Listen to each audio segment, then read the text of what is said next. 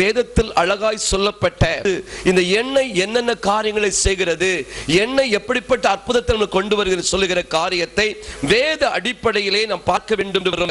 அந்த நாட்களிலே ஆதியாகமத்தின் புத்தகத்தில் 28ஆம் அதிகாரத்திலே அங்கு ஒரு எண்ணெய் பூசுவதை நாம் பார்க்கலாம். வாசிப்போம் 28:18. அதிகாலையிலே யாக்கோபு எழுந்து தன் தலையின் கீழ் வைத்திருந்த கல்லை எடுத்து அதை தூணாக நிறுத்தி அவன் கடந்து போகிறான். அவன் போகிற இடத்திலெல்லாம் கர்த்தர் அவனோடு கூட இருந்து ஆசீர்வாதத்தை கட்டளையிடுகிறார். அவன் அந்த இடத்துல ஒரு பொருத்தனை பண்ணுகிறான். நான் திரும்பி வந்து இந்த இடத்துல ஒரு பலிபீடத்தை கட்டுவேன் என்று சொல்லி ஒரு பொருத்தனை பண்ணி கடந்து செல்கிறான். அவன் தன் மாமன் வீட்டுக்கு போய் செழிப்பாய் திரும்பி வந்து ஆதியாகமம் 35ஆம் அதிகாரத்திலே 1-2 வசனத்தை வாசிக்கும் போது அவன் இடத்துல பலிபீடம் கட்டினானா கட்டவில்லையா என்ற அங்கு ஒரு ஆதாரம் கொடுக்கப்பட்டிருப்பதை வாசிக்க கேட்போம். தேவன் யாக்கோபை நோக்கி நீ எழுந்து பெத்தேலுக்கு போ, அங்கே குடியிருந்து தப்பி ஓடினபடியினால் உனக்கு தரிசனமான தெய்வத்துக்கு அங்கே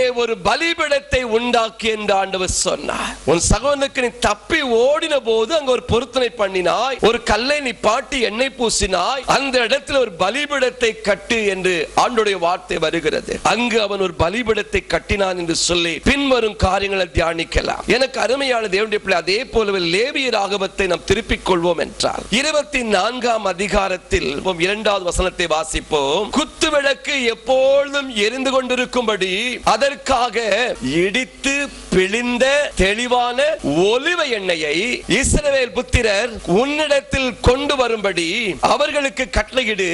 ஆசாரிப்பு கூடாரத்திலே எப்பொழுதும் சாயங்காலம் தொடங்கி விடிய காலம் மட்டும் கர்த்தருடைய சந்நிதியில் எரியும் மட்டும் ஏற்ற கடவுள். என் அன்பு தேவ பிள்ளையே, தேவ சமூகத்திலே இடித்து பிழிக்கப்பட்ட எண்ணெய் தேவனுக்கென்று எழும்பி பிரகாசித்தது. அல்லேலூயா. இருளில் உள்ள ஜனங்கள் பெரிய வெளிச்சத்தை கண்டார்கள். ஆதி ஆலயங்களிலே பார்க்கும்போது மகா பரிசுத்த ஸ்தலத்துக்குள்ளே இதோ குத்து விளக்குகள் எரியப்பட்டது. 7 குத்து விளக்கு நடுவிலே உலாவுகிற தெய்வம். அவர் மங்கி எரிகிற திரியை அணைக்காதவர். அந்த திரியை தீண்டி விட்டு எண்ணெய் ஊற்றி அதை பிரகாசிக்க பண்ணுவார். அல்லேலூயா. உங்க வாழ்க்கையை ஆண்டவர் பிரகாசிக்க பண்ணுவேன் கர்த்தர் சொன்னார். ஒருவேளை இந்த நாட்களில் ஜெபித்துக் கொண்டிருக்கும் போது ஆண்டு இந்த இடத்தை உடைய பிரசன்னத்தால் நிரப்பும் என்று சொல்லி ஜெபம் பண்ணேன். ஆவிக்குரிய கண்கள் அப்படியே எனக்கு கர்த்தர் காண்பித்தார். அநேக தேவதூதர்கள் நிற்பதை பார்த்தேன். அல்லேலூயா. அநேக தேவதூதர்கள் நிற்பதை பார்த்தேன். உங்களை ஆசீர்வதிப்பதற்காக, உங்களை பலப்படுத்துவதற்காக கர்த்தர் தேவதூதர்களை வைத்திருக்கிறார். இன்றைக்கு ஒரு பெரிய மாற்றத்தை உங்க வாழ்க்கையில காணப்போகுது. இதுவரை இந்த பாடுகள் உங்களை விட்டு மறையும், வேதனைகள் மாறும், கண்ணீர் மாறும், துன்பம் மாறும், கடன் பாரங்கள் நீங்கும், வியாதிகள் விலகும், போராட்டங்கள் மறையும். வேலை வாய்ப்பை கொடுப்பார், ஒரு செல்வத்தை செழிப்பை கொடுத்து இன்றைக்கு ஆண்டவரை ஆசீர்வதிப்பேன் என்று கர்த்தர் சொல்லுகிறார். இந்த எண்ணெயும் ஆசீர்வாதம் செய்தியிலே எண்ணெய் என்ன காரியத்தை செய்கிறது, எப்படி ஆசீர்வாதத்தை கொண்டு சொல்லிட்டு ஒரு 3 காரியத்தை வேத அடிப்படையிலே வேகமாய் வைத்து கடந்து செல்ல வேண்டும் என்று விரும்புகிறேன். ஏசாயா தீர்க்கதரிசி புத்தகத்திலே 1ஆம் அதிகாரம் 6வது வசனத்தை எடுத்து சத்தமாய் வாசிக்க கேட்போம். உச்சம் தலை மட்டும் அதுல சுகமே இல்லை, அது காயமும் வீக்கமும் ரணமும் உள்ளது, அது சீல் பிதுக்கப்படாமலும் கட்டப்படாமலும் எண்ணெயினால் ஆற்றப்படாமல் இருந்தது. என் அன்பு தேவ பிள்ளையே, நோயை சுகமாக்க வேண்டும் என்றால் எண்ணெய் அவசியம். அல்லேலூயா. எப்பேற்பட்ட வியாதியா இருந்தாலும் சரி, அது கேன்சரா இருந்தாலும் சரி, சீல் பிடித்திருந்தாலும் சரி, அது எய்ட்ஸ் நோயா இருந்தாலும் சரி, விசுவாசத்தோடு எண்ணெய் பூசி ஜெபிக்கும் போது அந்த நோய் சுகம் அடையும். அல்லேலூயா. அவர் சுகமாக்குகிற தெய்வம். முதல்ல எண்ணெய்க்கு வல்லமை உண்டு, சுகம் தரும் வல்லமை. அல்லேலூயா. முதல் பாயிண்ட், சுகம் கொடுக்கிற ஆண்டவர்.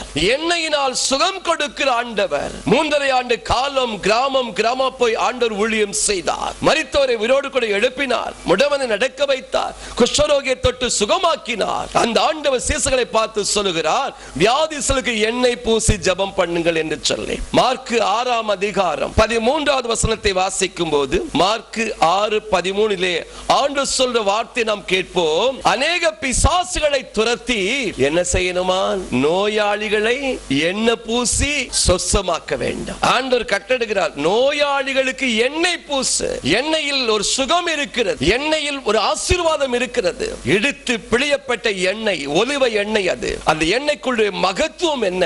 அநேக நோய்களை அது சுகமாக்கும், அநேக வியாதிகளை அது சுகமாக்கும் என்று சொல்லப்பட்டிருக்கிறது. அதே மார்க் 16:12 சொல்லப்பட்டிருக்கிறது, என் நாமத்திலே பிசாசை துரத்துங்கள், என் நாமத்திலே வியாதிசரை தொட்டு சுகமாக்குன்னு சொல்லி எண்ணெய் பூசி ஜெபிக்கும் போது இயேசுவின் நாமத்தை சொன்னால் போதும், அந்த வியாதி நீங்கும், அந்த வியாதி மறையும். தேவன் உடனடியாக ஒரு அற்புதத்தை செய்து அனுப்புவார். அல்லேலூயா. என் அன்பு தேவன், கடந்த மாதத்தில் ஒரு சாட்சி கடந்து வந்தது. மேலப்பட்டணத்தில் அருமையான ஒரு தாயார் கஸ்தூரி அம்மா அவர்கள் இருக்கிறாங்க. ஒரு சாட்சி உபாசக்குள்ள பகிர்ந்து கொண்டார்கள். கணவர் மிகுந்த வேதனை கஷ்டப்பட்டு கொண்டிருந்தார். நீங்கள் நினையாத வேளை வந்தீர்கள், நீங்க ஜெபம் பண்ணிட்டு வெளியில போறதுக்குள்ள என் கணவனை சுகமாக்கினார் சொன்னார்கள். என் அன்பு தேவ பிள்ளை, உயிருள்ள சாட்சிகளை உருவாக்குவது ஜெப எண்ணெயுடைய மகிமை.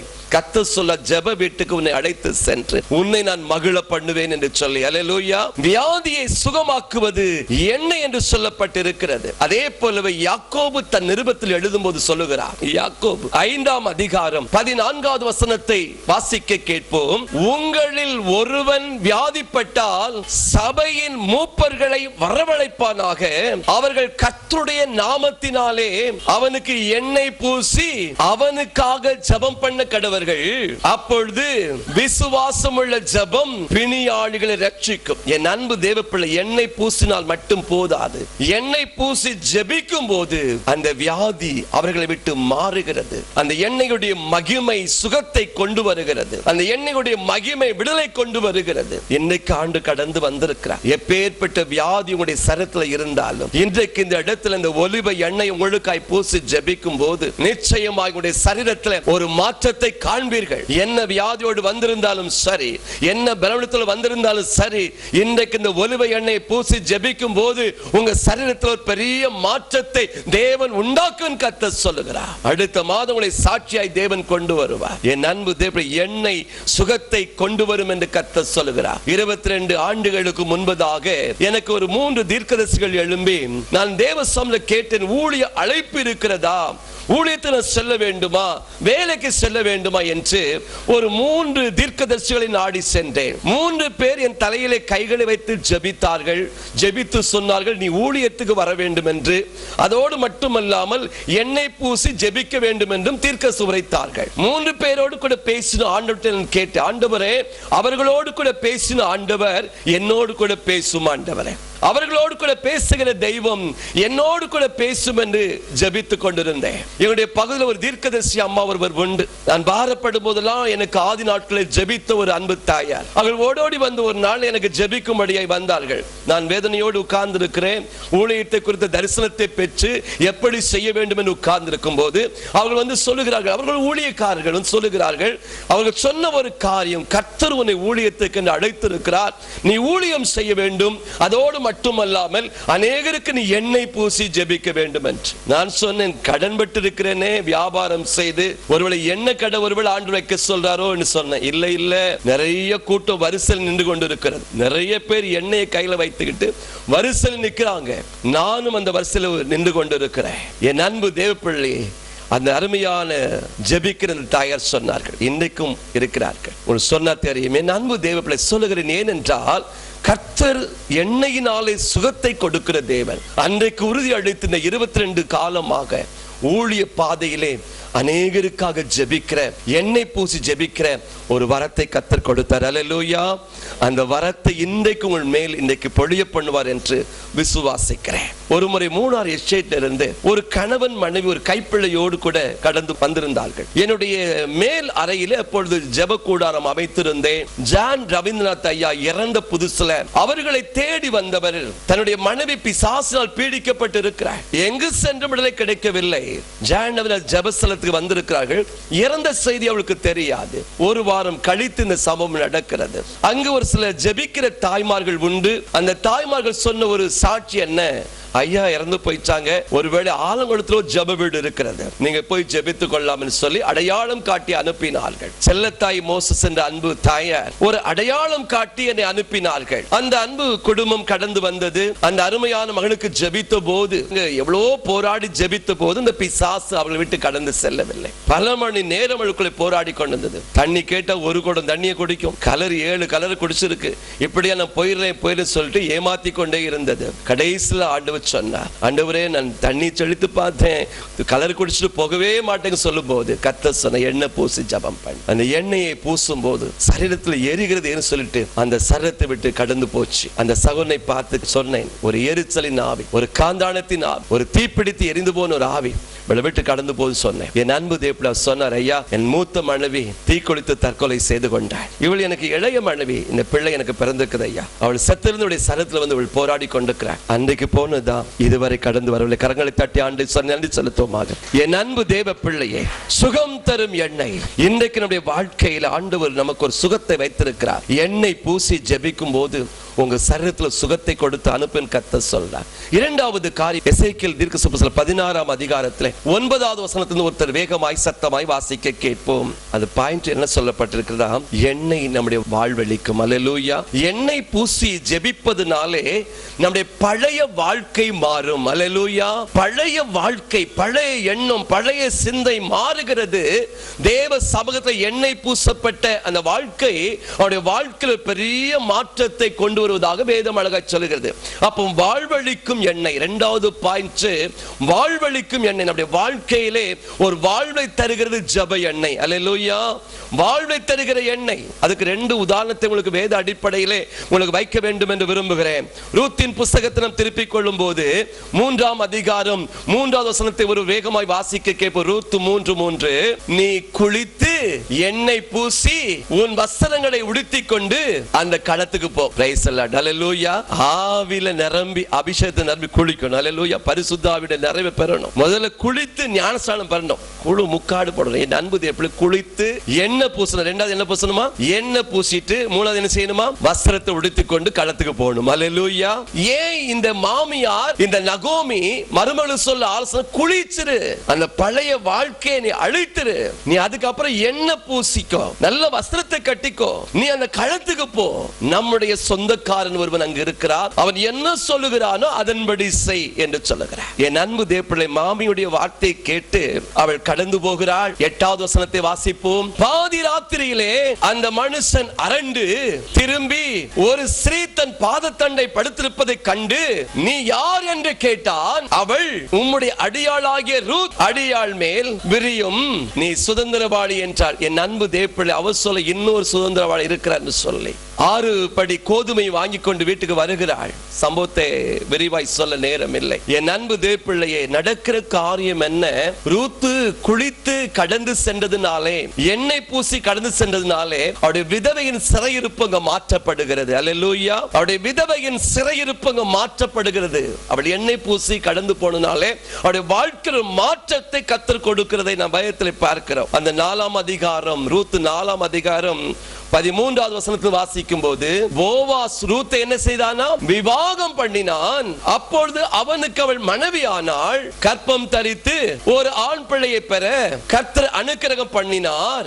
நகோமியை பார்த்து சுதந்திரவாளி அற்று போகாதபடிக்கு சோத்திரம். என் அன்பு தேவ பிள்ளையே, ஆண்டவர் ரூத்துக்கு ஒரு ஓபேத்தை கொடுத்து அந்த சந்ததி தான் ஈசாய் வந்து, ஈசாயினால தாவீது வந்து, தாவீது வம்சத்தில் தான் இயேசு கிறிஸ்து கடந்து வந்தார். அல்லேலூயா.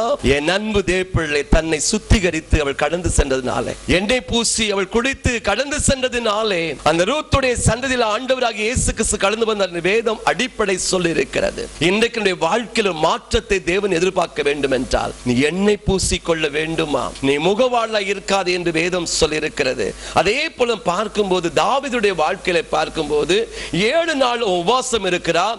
7 நாள் அவன் முழு ஜெபத்தை அட்டெண்ட் பண்றான். அவன் ஜெபத்துக்கு பதிலாமல் போய்விடுகிறது. ஏனென்றால் பச்சைபாலுக்கு பிறந்த அந்த குழந்தைக்காக, அவலட்சணமாய் பெற்றெடுத்த குழந்தைக்காக அந்த தாவீது ஜெபித்து பார்க்கிறான். அந்த ஜெபத்துக்கு பலன் இல்லாமல் போகிறது. 7ஆம் நாள் அந்த பிள்ளை செத்து போயிட்டு, செத்து போன பிறகு அவன் செய்கிற காரியத்தை நாம் வாசிக்க கேட்போம். 2 சாமுவேல் புத்தகத்தில் 12ஆம் அதிகாரம் 20வது வசனத்தை இடத்தில் வாசிக்கும் போது எழுந்து ஸ்நானம் பண்ணி என்ன பூசிட்டான்? அது துக்க வீடு, அப்படித்தானே? துக்க வீடு. இன்னைக்கு நிறைய இடங்களை பார்க்கும் போது என்ன செஞ்சிடும்? 3ஆம் நாள் எண்ணெய் வைக்கணும். பைபிள் ஆதாரம் இருக்குது. என்ன 3ஆம் நாள் என்ன வைக்கணுமா? எண்ணெய் வைக்கணும். அவன் என்ன செய்யறான்? பிள்ளை செத்த பிறகு ஸ்நானம் பண்ணி, ரூத்தும் குளிச்சா இவனும் குளிக்கிறான். அவன் குளித்து அவன் ஸ்நானம் பண்ணி எண்ணெய் பூசுகிறான். வேலைக்காரன் பார்க்கிற அடுத்த வசனத்தை வாசிமா 21. ஊழியக்காரன் அவனை நோக்கி, இனி செய்கிற இந்த காரியம் என்ன என்றார்கள். என் அன்பு தேவ பிள்ளை பிள்ளைக்காய் அழுது புலம்பினான். பிள்ளை மரித்த பிறகு அவன் குளித்து எண்ணெய் பூசி அந்த காரியத்தை முடித்து வைக்கிறான். என் அன்பு தேவ பிள்ளை அதற்கு பிறகுதான் அவன் யோசிக்கிறான். 51ஆம் சங்கீதத்தை எழுதுகிறான். பாவத்தால் உண்டான காரியத்தினால் வந்த சாபம் என்று சொல்லி, என் அன்பு தேவ பிள்ளை பாவ சாபத்தை அழிக்கிற ஆண்டவர் எனக்கு எண்ணெயினால் அபிஷேகம் பண்ணி பரம்பரை சாபத்தின் விடுதலை கொடுத்து உன்னை ஆசீர்வதிக்க வேண்டும் என்று விரும்புகிறார். ராஜ மேன்மை தாவீதுக்கு மீண்டும் வந்தது. சமஸ்த இஸ்ரவேலிலே 40 வருஷம் அவன் அரசாண்டான் என்று வேதம் சொல்லியிருக்கிறது. தூரமாயிருந்த அவனை கர்த்தர் சொல்ல இருதயத்துக்கு ஏற்ற தாசன் என்று கர்த்தர் சொல்றார். எந்த ஒரு மனிதன் குளித்து தேவ சமூகத்தில் நின்று எண்ணெய் பூசி ஜெபிக்கிறாயோ, உன் வாழ்க்கையில் ஒரு மாற்றத்தை தேவன் கொடுத்து அனுப்புவேன் என்று கர்த்தர் சொல்றார். எண்ணெய் ரூத்துடைய வாழ்க்கையிலே வாழ்வளித்தது. எண்ணெய் தாவீதுடைய வாழ்க்கையில மேன்மை கொண்டு வந்தது. மூன்றாவது ஒரு காரியம், கஷ்டத்தை போக்கும் எண்ணெய். அல்லேலூயா. உங்க கஷ்டத்தை போக்குவது எண்ணெய். சங்கீதம் தாவீது 23ஆம் சங்கீதத்தில் 5வது வசனத்தை வாசிக்கும் போது பின்பாக அழகா சொல்லப்பட்டிருக்கிறது. சத்துருக்களுக்கு முன்பதாக ஒரு பந்தி எனக்கு ஆயத்தப்படுத்தி வைத்திருக்கிறீர். என் தலையை என்ன செய்கிறீர்? எண்ணெயினால் அபிஷேகம் பண்ணுகிறீர். என் பாத்திரம் நிரம்பி நிரம்பி நிரம்பி நிரம்பி வழிகிறது. அல்லேலூயா. சத்துருக்களுக்கு முன்பதாக ஒரு பந்தியை ஆயத்தப்படுத்தி வைத்திருக்கிறீர். என் தலை எண்ணெயினால் அபிஷேகம் பண்ணுகிறீர். என் பாத்திரம் நிரம்பி வழிகிறது. அல்லேலூயா. சத்துருக்கள் உங்களை பார்த்து விழுந்து விட்டான், எழுந்திருக்க முடியாது என்று. ஆனா சத்துருக்கு முன்பதாக ஒரு பந்தியை உங்களுக்கு ஆயத்தப்படுத்தி இருக்கிறேன். உன் தலையை நான் எண்ணெயினால் அபிஷேகம் பண்ணுவேன். அல்லேலூயா. ஆண்டு சொல்லி முகவாளா இருக்காதே. முகவாளா இருக்க உபாசம் இருக்கும் போது நீ முகவாளா இருக்காதே. எண்ணெய் பூசிக்கொள், எண்ணெய் பூசிக்கொள். என் அன்பு தேவ சத்துருக்கு முன்பதாக உன்னை உயர்த்துகிற ஆண்டவர், நெருக்கத்தை மாற்றுகிற ஆண்டவர், வேதனைகளை மாற்றுகிற ஆண்டவர் இன்றைக்கு நடுவிலே கடந்து வந்திருக்கிறார். உன் தலையை எண்ணெயினால் அபிஷேகம் பண்ணுவார். உன் பாத்திரம் நிரம்பி வழியும் என்று சொல்லி ஒரு 2 விதவைகளை வேத அடிப்படையிலே பார்ப்போம். 1 ராஜாக்களின் புஸ்தகத்திலே ஒரு அருமையான ஒரு விதவை இருக்கிறார். பேரு சாரிபாத் விதவை என்று சொல்லப்பட்டிருக்கிறார். ஊர் அந்த ஏற்ற ஒரு பேரவளுக்கு வச்சிருக்கிறாங்க. 17ஆம் அதிகாரத்திலே அந்த சம்பவம் அடங்கி இருக்கிறது. 12வது வசனத்தின் வாசிக்க கேட்போம். அதற்கு அவள், ஒரு பிடி மாவும் கலயத்தில் கொஞ்சம் எண்ணெயும் அல்லாமல் என்னிடத்தில் ஒரு அடையும் இல்லை என்று உம்முடைய தேவனாகிய கர்த்தருடைய ஜீவனை கொண்டு சொல்லுகிறேன். இதோ என் குமாரனும் சாப்பிட்டு செத்து போக அது எனக்கும் அவனுக்கும் ஆயத்தப்படுத்துவதற்காக 2 விறகு பொறுக்கிற சொல்ற. என் அன்பு தேவ பிள்ளையே, கொஞ்சம் போல மாவு இருக்கிறது, கொஞ்சம் போல எண்ணெய் இருக்குது. அல்லேலூயா. மகா பெரிய ஒரு பஞ்சம் இருக்கிறது. அந்த பஞ்ச காலத்தில் வாழ்வதை விட சாவதென்று மேல் நினைத்து 2 விறகு பொறுக்கிட்டு இருக்கிறான் சொல்ற. என் அன்பு தேவ பிள்ளையை, ஆண்டவர் தீர்க்கதரிசி எலியா மூலமாய் நடக்கிற காரியங்கள் என்ன? முதலடையை சுட்டு கொண்டு வா என்று சொல்லுகிறார். அந்த வார்த்தைக்கு அவள் அப்படியே கீழ்ப்படி. அந்த 16வது வசனத்தை வாசிக்கும் போது, கர்த்தர் தேசத்தின் மேல் கட்டளையிடும் நாள் வரைக்கும் பானையில் மாவு செலவழிந்து போவதும் இல்லை, கலசத்தில் எண்ணெய் குறைந்து போவதும் இல்லை. அல்லேலூயா. என் அன்பு தேவ கஷ்டத்தை போக்கும் எண்ணெய். அவள் வாழ்க்கையில கஷ்டத்தை கர்த்தர் மாற்றுவது அந்த எண்ணெயை பயன்படுத்துங்க. கொஞ்சம் எண்ணெய் தான் முதலடையை சுட்டு தீர்க்கனுக்கு கொடுத்ததினாலே, அந்த தீர்க்கன் ஆஸ்வதித்ததினாலே தேசத்திலே பஞ்சம் இருக்கும் வரை அந்த மா குறையவில்லை, எண்ணெய் குறையவில்லை. கஷ்டத்தை போக்கும் ஆண்டவர் இன்னைக்கு நடுவில் வந்திருக்கிறார். அல்லேலூயா.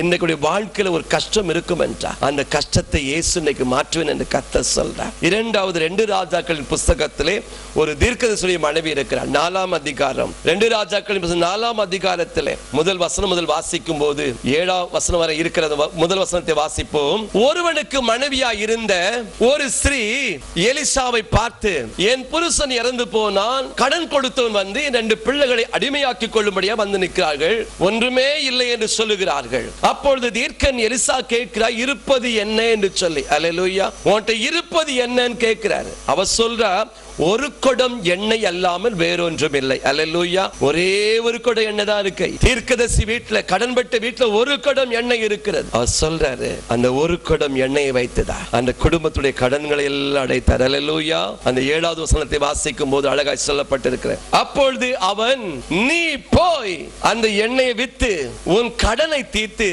மீததை கொண்டு நீயும் உன் பிள்ளைகளும் ஜீவனம் பண்ணு சொல்ற. அந்த நேரத்தில் மட்டும் கஷ்டத்தை நீக்கி விடல ஆண்டவர் தீர்க்கதரிசி மூலமாக. கடனை அடைச்சிட்டு மீததை கொண்டு ஜீவனம் பண்ணுங்கள். ஒரு குடம் எண்ணெயை வைத்து கடன்களை அடைத்து வாழ்நாள் முழுவதும் வாழ்வாதார வழியை உண்டாக்கி கொடுக்கிறார். என் அன்பு தேவ பிள்ளையே, என் வாழ்க்கையில் கஷ்டத்தோடு வந்திருக்கிறேன், கண்ணீரோடு வந்திருக்கிறேன், எனக்கு ஒரு அற்புதத்தை இந்த கூட்டத்தில் செய்வாரா என்ற எதிர்பார்ப்போடு கூட வந்திருக்கலாம்.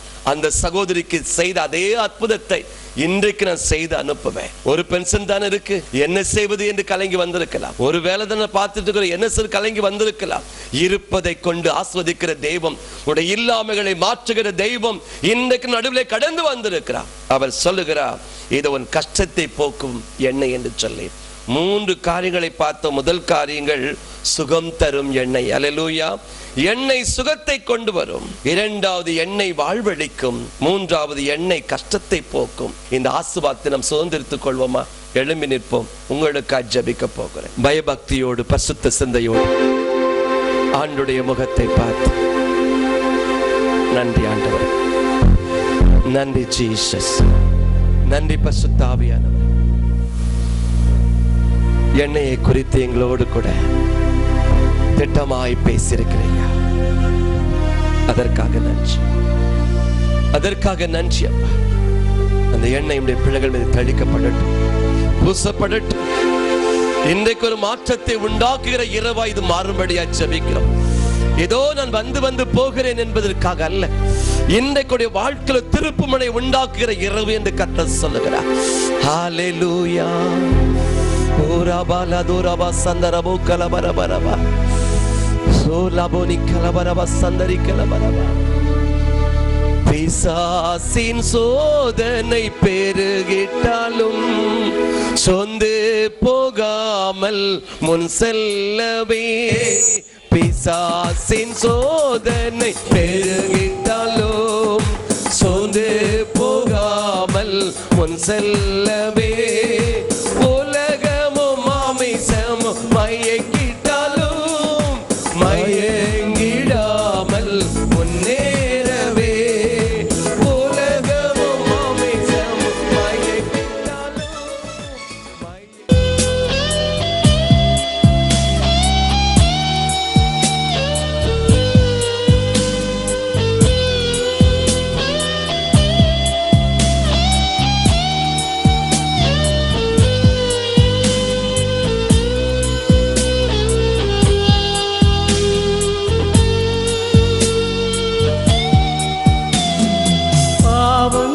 எனக்காய் சுமந்தவரே,